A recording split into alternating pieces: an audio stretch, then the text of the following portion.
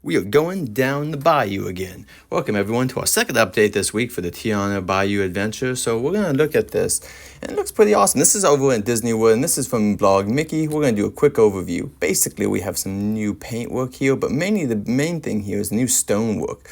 As you can see, the stones get deeper and deeper as we go in here. So it starts out pretty light, and then you get this awesome, look at this awesome kind of like rock work. I at least really like this. I would love to see something like this over at Disneyland's version.